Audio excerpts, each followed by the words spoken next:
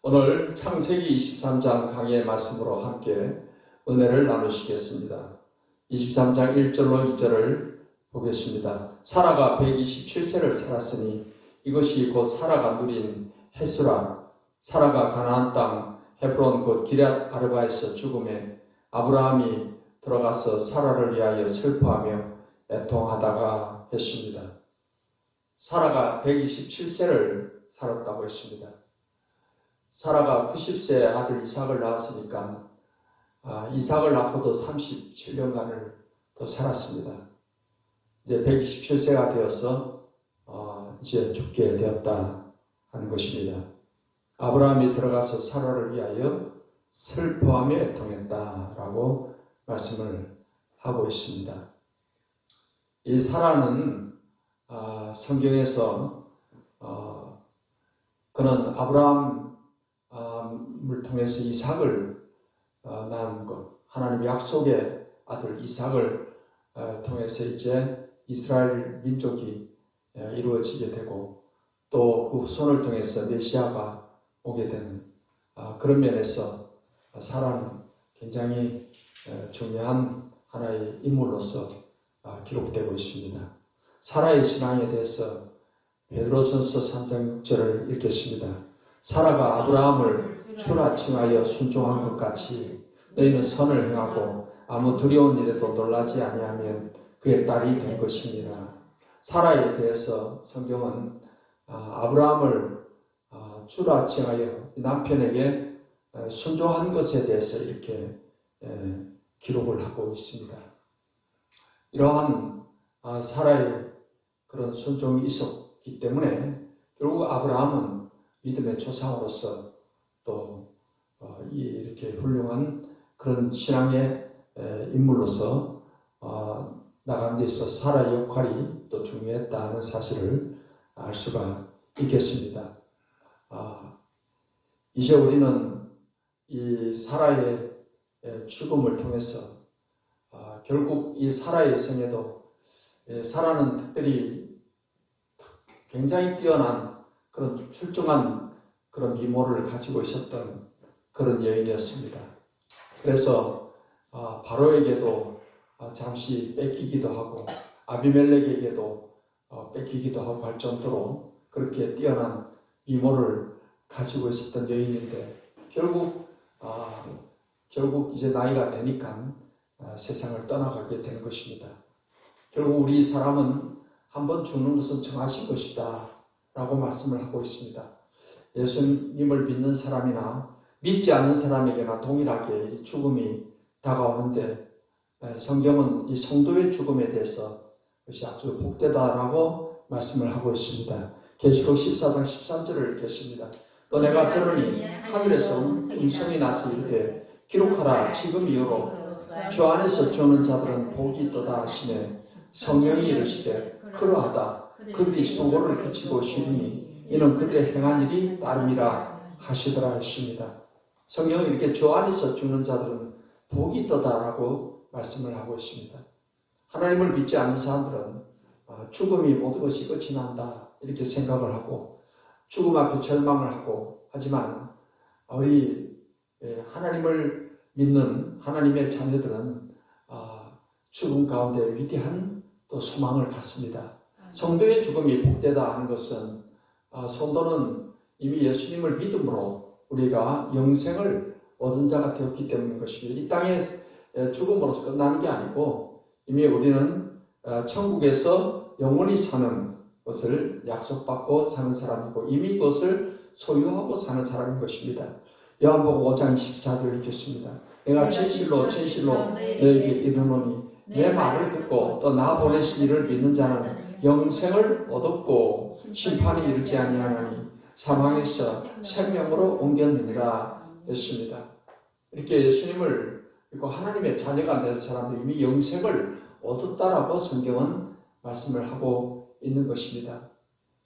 영생은 하나님 나라에서 하나님과 함께 영원히 사는 것입니다. 다시는 죽음도 없고 눈물도 없고 고통도 질병도 없는 그 천국에서 영원히 사는 것, 이것이 바로 영생인 것입니다. 이미 예수님을 믿는 자는 예수님의 십자가의 보배로운 피로 죄 사함을 받았기 때문에 이제 영생을 얻게 된 것이다 하는 것입니다. 그렇기 때문에 주 안에서 주는 자가 복된 것은 바로 이 영생을 얻었기 때문인 것입니다. 또한 주 안에서 주는 자가 복된 것은 우리에게 부활의 소망이 있기 때문인 것입니다. 성경 말씀 고린도전서 15장 42절로 44절을 읽겠습니다.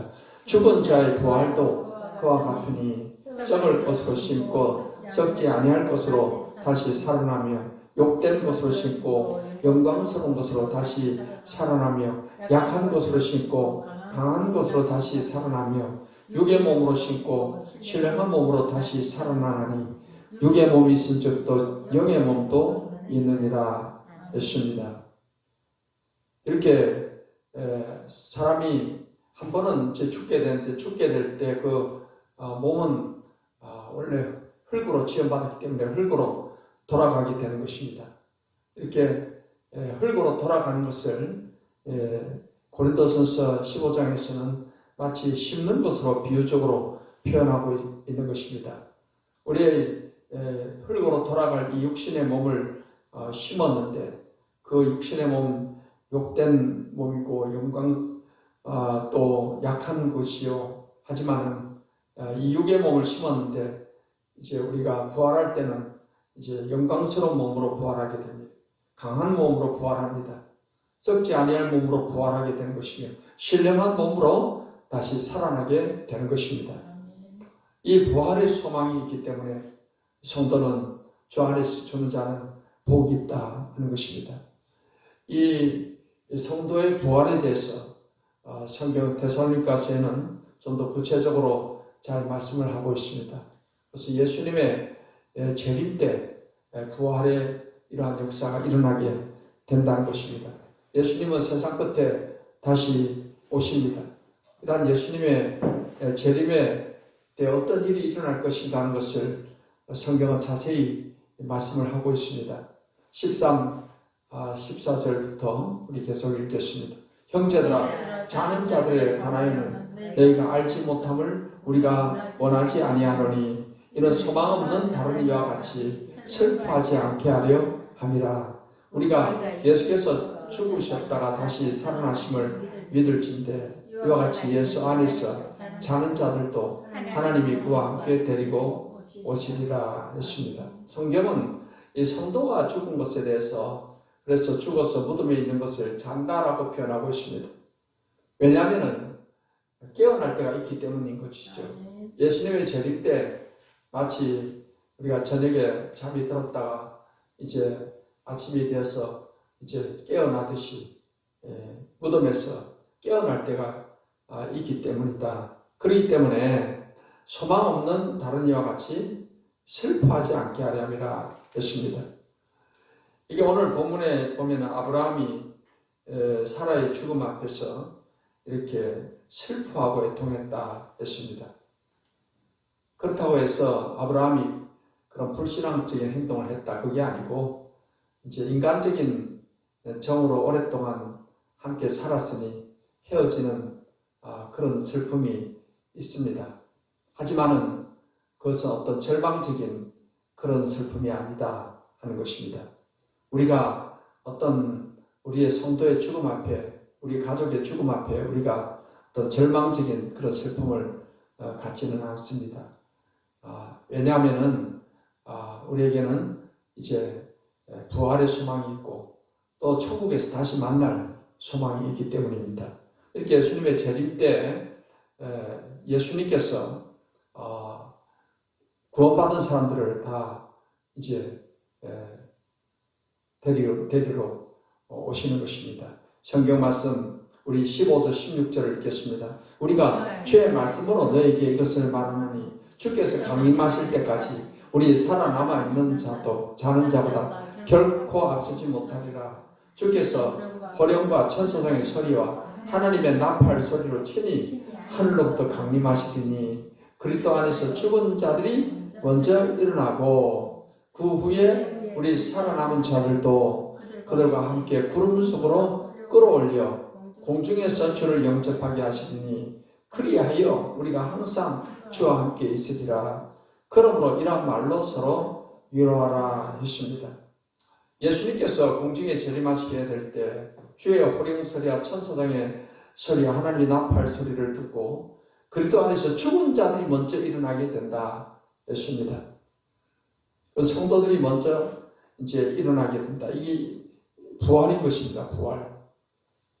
그 다음에 이제 그 후에 살아남은 자들도 그들과 함께 구름 속으로 끌어올려 공중에서 주를 영접하게 하시더니 그리하여 우리가 항상 주와 함께 있으리라 했습니다. 살아서 재림하시는 예수님을 맞이하는 성도들은 호련히 변화되어서 구름 속으로 끌어올려져서 주님 앞에 서게 될 것입니다. 이것이 우리에게는 위대한 소망입니다. 이러한 소망을 가지고 우리가 서로 위로하라는 것입니다. 우리 예수님을 믿는 사람들은 성도의 죽음 앞에서는 우리가 이렇게 소망을 가지고 천국의 소망, 부활의 소망, 영생의 소망 그것을 가지고서 우리가 서로 위로하고 또 격려하고 해야 될 줄 믿습니다. 23장 3절로 5절 말씀부터 쭉 말씀을 보겠습니다. 그 시신 앞에서 일어나 나가서 해족서에게 말하여 이르되 나는 당신들 중에 나그네요 거류하는 자이니 당신들 중에서 내게 매장할 소유주를 주어 내가 나의 죽은 자를 내 앞에서 내어다가 장사하게 하시오. 해족석이 아브라함에게 대답하여 이르되 6절로 7절 내 주여 들으소서. 당신은 우리 가운데 있는 하나님이 세우신 지도자이시니 우리 묘실 중에서 좋은 것을 택하여 당신의 죽은 자를 장사하소서. 우리 중에서 자기 묘실에 당신의 죽은 자를 장사함을 금할 자가 없으리이다. 아브라함이 일어나 그 땅 주민 해족석을 향하여 몸을 굽히고 했습니다. 이제 아브라함이 그 지역에 살고 있는 해족석한테 가서 말을 합니다. 나는 당신들 중에 나그네다. 거류하는 자이니 당신들 중에서 내게 매장할 소유주를 주어서 나의 죽은 자를 장사하게 해달라. 그래서 해족석이 아브라함에게 이렇게 대답을 합니다. 당신은 우리 가운데 있는 하나님이 세우신 지도자이시니 우리 묘실 중에서 좋은 것을 택하여 당신의 죽은 자를 장사하소서. 우리 중에서 자기 묘실에 당신의 죽은 자 장사함을 금할 자 없으리이다 했습니다. 이러고 본데 아브라함은 그 해족 속에 사람들과 함께 사는 가운데 상당히 어떤 좋은 영향력을 끼치며 살았다고 볼 수 있어요. 상당히 이제 어떻게 보면 존경받는 그런 삶을 살았다고 할 수 있습니다. 여기 해족석의 말을 들어보면은 당신은 우리 가운데 있는 하나님이 세우신 지도자의 신이 이렇게 표현하고 있어요. 그러니까 하나님을 믿지 않는 이 해족석 사람들이요, 아브라함을 하나님이 세우신 지도자라 이렇게 평가를 하고 있습니다. 그래서 그냥 묘실을 그냥 쓰라는 거예요. 여기 아무 묘실이나 쓰고 싶은 대로 쓰라는 거예요. 그냥 주겠다는 것입니다. 이것은 아브라함이 그 해족속과 함께 살면서 상당히 인품이나 이런 면에 존경을 받는 그런 모습으로 살았다 하는 것을 알 수가 있습니다. 말하자면 하나님의 사람으로서의 선한 영향력을 끼치는 그런 빛된 삶을 살았다 이렇게 말할 수가 있습니다. 우리가 이 땅에 살아가는 동안에 우리는 믿지 않는 사람들에게도 좀 존경받는 그런 모범을 보이는 그런 삶을 우리가 살아가야 될 줄 믿습니다. 그럴 때 하나님의 이름을 높이게 되고 하나님의 영광을 드러내게 되고 또 복음 전도의 문도 열리게 된 것입니다.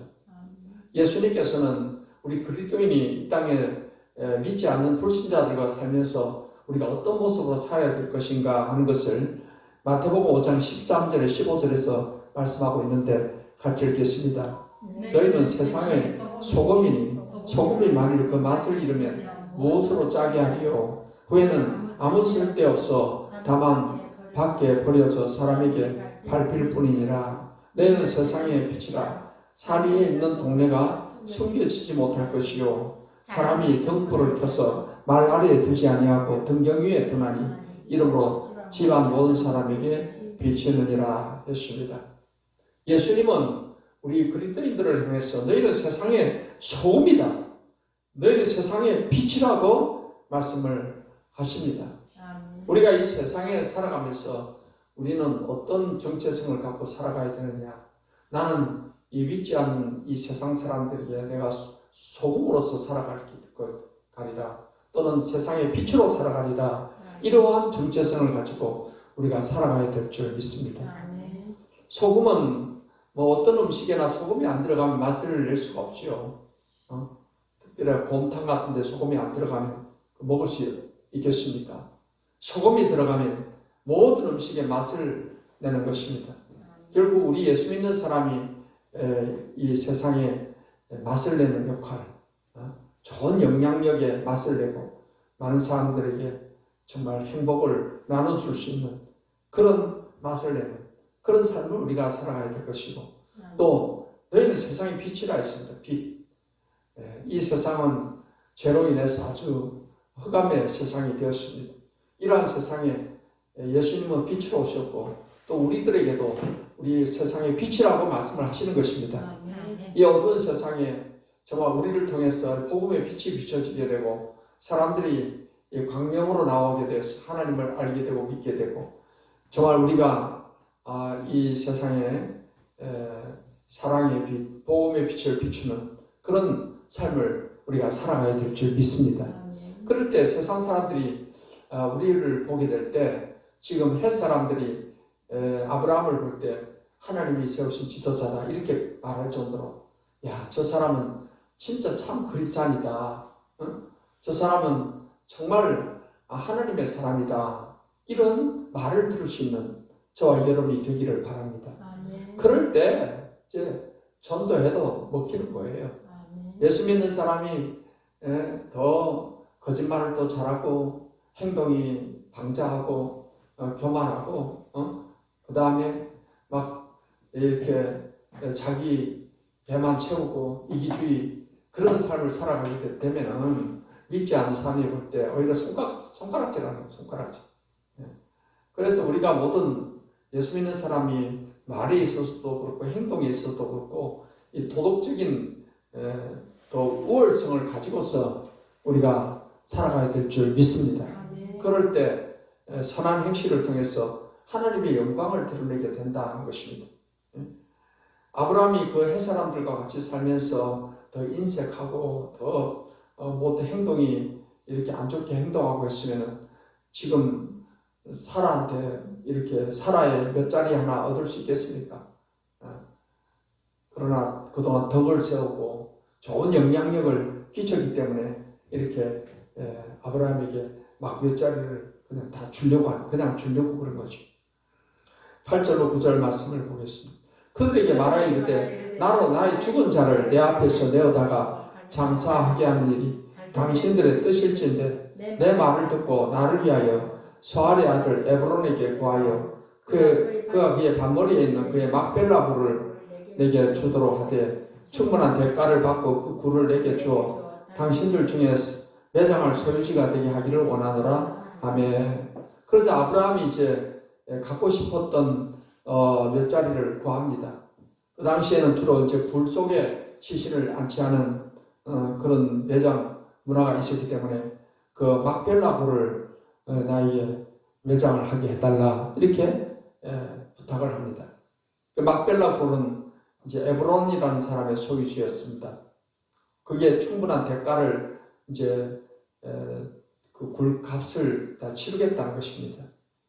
거기에 대해서 이제 10절, 11절을 보겠습니다. 에브론이 해족속 중에 앉아 있더니 그가 해족속 그 성문에 들어온 모든 자가 듣는 데서 아브라함에게 대답하여 이르되 내 주여 그리 마시고 내 말을 들으소서. 내가 그 밭을 당신에게 드리고 그 속에 굴도 내가 당신에게 드리되 내가 내 동족 앞에서 당신에게 드리오니 당신의 죽을 자를 장사하소서. 자, 에브론이 이제 그 막벨라 굴의 주인인데 그 말을 딱 듣고는 사람들 다 있는 데서 그래요.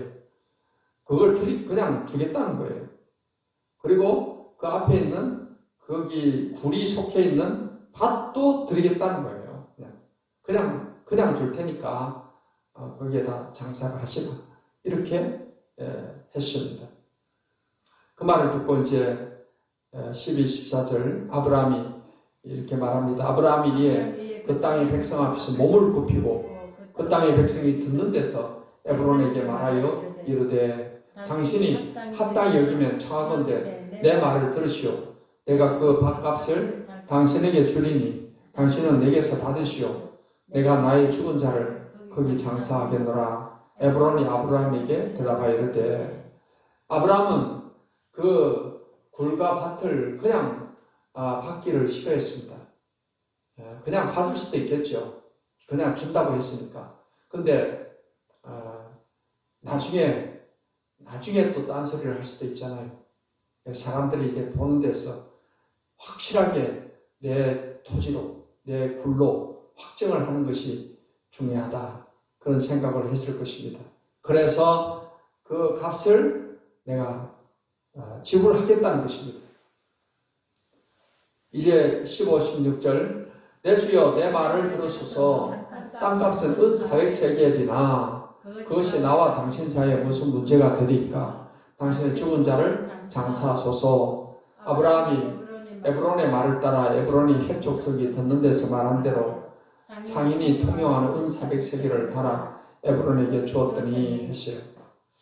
아브라함이 굳이 이제 그냥 받기를 싫어하고 이렇게 땅값을 지불하겠다고 하니까 에브론이 말을 합니다. 그 땅값은 은 400세겔이다. 그러면서 그냥 장사하시라 또 이렇게 말합니다. 그러나 아브라함은 그 자리에서 사람들이 다 보는 데서 은 400세겔을 달아가지고 에브론에게 땅값으로 주었습니다. 17절로 18절입니다. 마므레 앞 막벨라에 있는 에브론의 밭, 곧 그 밭과 거기에 속한 굴과 그 밭과 그 주위에 들린 모든 나무가 성문에 들어온 모든 해족속이 보는 데서 아브라함의 소유로 확정된지라 했습니다. 이제 사람들이 다 보는 데서 그 막벨라 굴과 또 그 앞에 밭은 아브라함의 소유다라고 확실하게 이제 도장을 찍고 못을 탁 박는 그러한 계약을 하게 되었던 것입니다. 결국 이 가나안 땅은 결국 하나님께서 아브라함에게 주겠다고 약속한 땅이죠.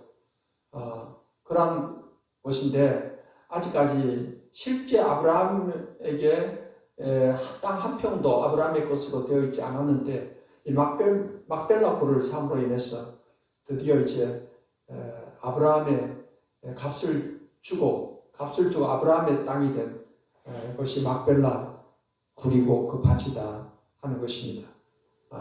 이것은 이 장차 이 가나안 땅 전체가 아브라함의 이제 땅이 될 것에 대한 하나의 이제 상징적인 그런 사건이 또 될 수가 있는 것입니다. 19절로 20절을 보겠습니다. 그 후에 아브라함이 그 아내 사라를 가나안 땅 마므레 앞 막벨라 굴에 장사하였더라. 마므레는 곧 헤브론이라. 이와 같이 그 밭과 거기에 속한 굴이 해족속으로부터 아브라함이 매장할 소유주로 확정되었더라 했습니다. 아브라함이 이제 사라를 그 막벨라 밭굴에 장사를 하게 되고 그 이후로도 이 막벨라 굴에는 계속 아브라함의 집안 장례 그 장례 밭이 되게 됩니다. 그래서 이 막벨라 굴이 이제 아브라함의 소유지가 되게 되었다 하는 것입니다. 아브라함이 이제 아까 이 헷 사람들 앞에 나그네다 이렇게 표현했습니다. 결국 우리 인생이라는 것은 나그네 인생을 사는 것이다 하는 것입니다. 성경 말씀 히브리서 11장 13절을 읽겠습니다. 이 사람들은 다 믿음을 따라 죽었으며 약속을 받지 못하였으되 그것들을 멀리서 보고 환영하며 또 땅에서는 외국인과 나그네임을 정언하였으니 이렇게 우리 믿음의 선조들은 다 항상 이 땅에 살면서 나그네다, 외국인이다, 그러고 살았다는 것입니다. 왜냐하면은 이 땅이 영원한 본향이 아니고 영원한 본향은 하나님이 계신 그곳이 있다는 것을 알기 때문인 것입니다. 그래서 본향을 사모하기 때문에 이 땅에 살면서 항상 나그네다, 그런 마음을 가지고 살았던 것입니다. 성경 말씀 히브리서 11장 14, 16절을 읽겠습니다. 그들이 이같이 말하는 것은 자기들이 본향 찾는 자임을 나타냄이라. 그들이 나온 바 본향을 생각하였더라면 돌아갈 기회가 있었으려니와 그들이 이제는 더 나은 본향을 사모하니 곧 하늘에 있는 것이다. 이러므로 하나님이 그들의 하나님이라 일컬음을 받으심을 부끄러워 하지 아니하시고 그들을 위하여 한 성을 예비하셨느니라 했습니다.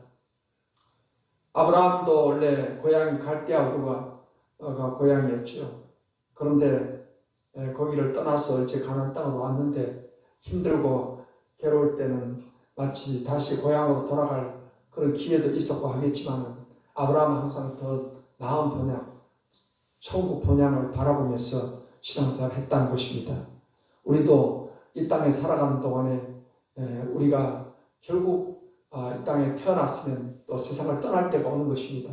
항상 그것을 생각을 하면서 우리는 이 세상에 사는 동안에는 나그네다, 이 생각을 가지고 천국 본향을 항상 소망하면서 그것을 바라보면서 하나님 앞에 설 때를 대비해서 살아가는 저와 여러분이 되기를 바랍니다.